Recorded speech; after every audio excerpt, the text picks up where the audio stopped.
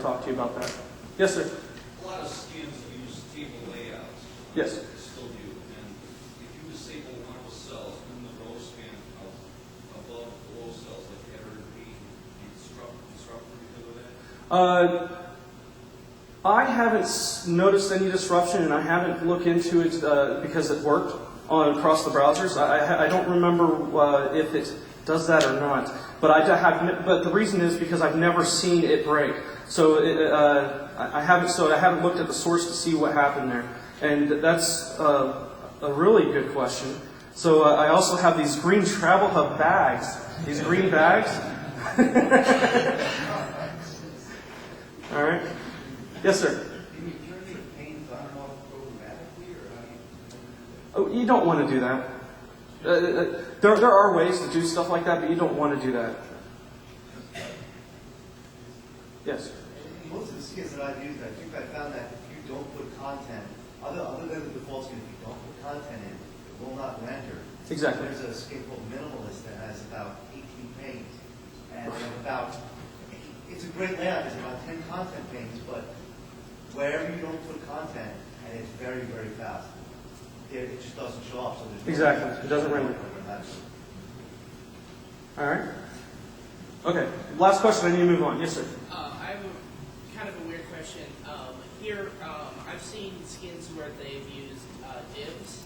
Yes. Then I've seen module designers that have also tried to use absolute divs in the module, and the module doesn't end up right on the skin. It ends up all over the header or something. All right. Since you brought it up, I'll talk about it. All right. That goes into some very heated topics, and I don't know why they're so emotional. But that's when you start getting into the difference between pure CSS and table. And one of the things I tell you is to try to go with a hybrid approach, okay? Because when you talk about like skin designers using and you definitely deserve a shirt since you got me in so much trouble.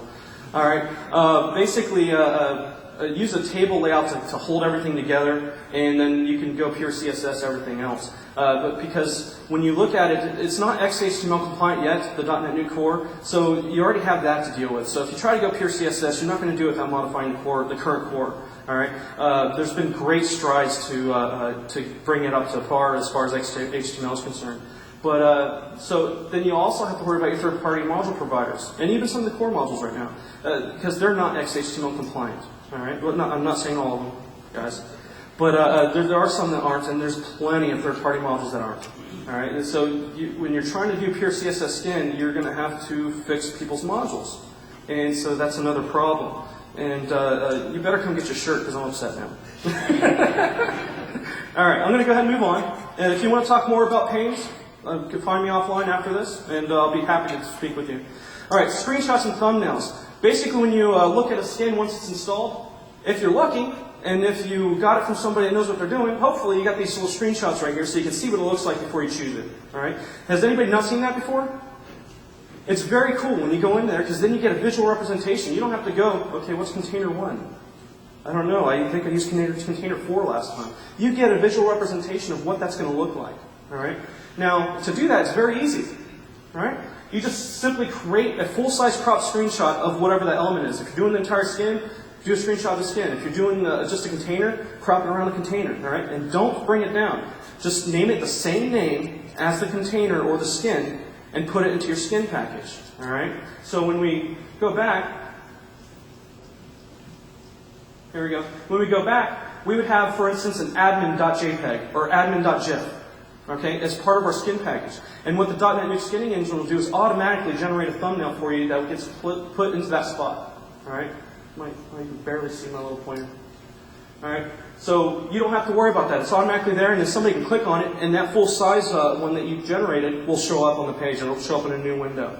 Okay, so they can get a full-size representation of that. That's very helpful. So even if you're doing it for your own company, you may not be doing the content management or changing the skins for the pages. You want to do that for your company. All right, make sure that the people that are being the content managers, they have this way to help them.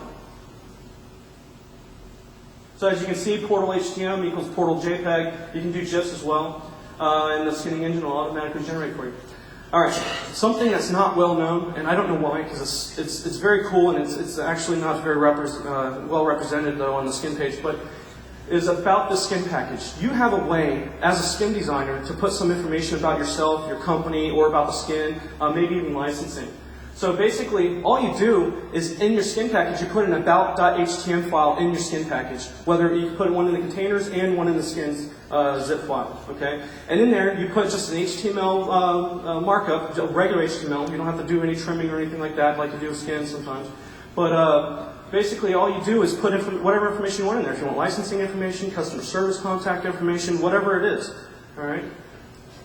So basically where you see that on the page is you see where it's circled at the bottom. Like I said, it's not very well represented, but you click on that, and you see that with the screenshots, you can see one wasn't done. See, bad will, all right? You click on that link down there, and you might get something like that, okay? It might have licensing info, it might have all kinds of things. And so that gives you a way, maybe as a designer who's selling your skins, to get some marketing information out there, get some customer service information out there. So that's something that I think y'all should know. All right, parsing the skin package. Yes, sir. When using the about, do you include your graphics, or like you've got your logo up there at the top? Yes. Would you include that in the package? That's exactly true.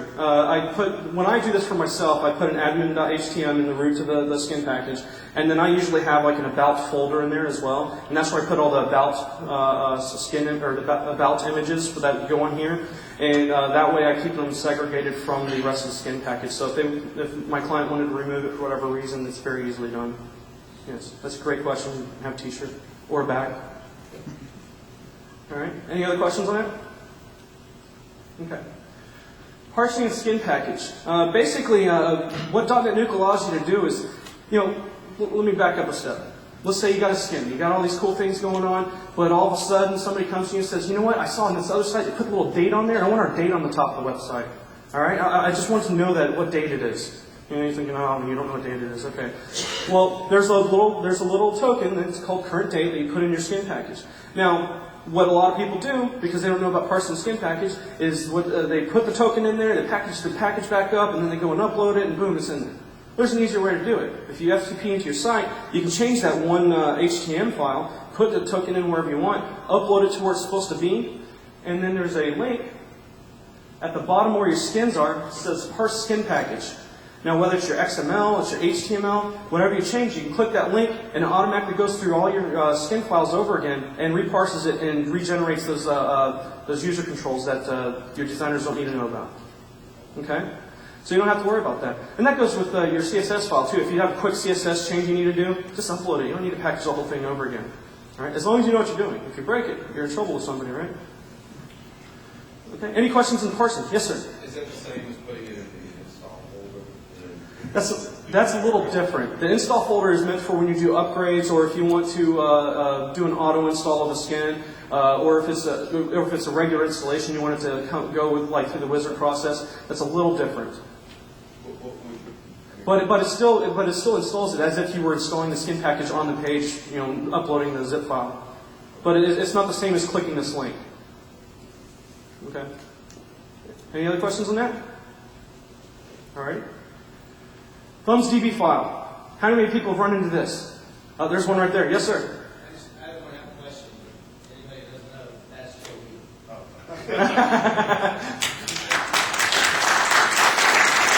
And Mike, you don't get a shirt for that.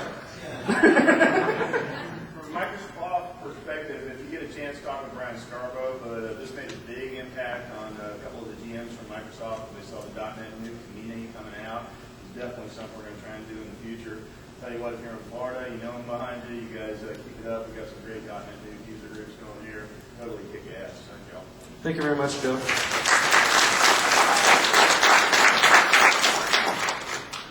All right, how many people run into the ThumbsDB file thing? You start uploading a skin package, you see this little red area, oh no, what happened? Well, the good news is your skin's still installed, everything's fine. But if you are developing these skins to give to somebody, or maybe a designer's installing it, it's going to freak them out, or one of your clients. So when you see this, all that means is in your zip file somewhere, you got that ThumbsDB file that Windows likes to create. Okay, it's very easy to go in your skin package and actually delete it out of the zip files. But if you don't want to do that,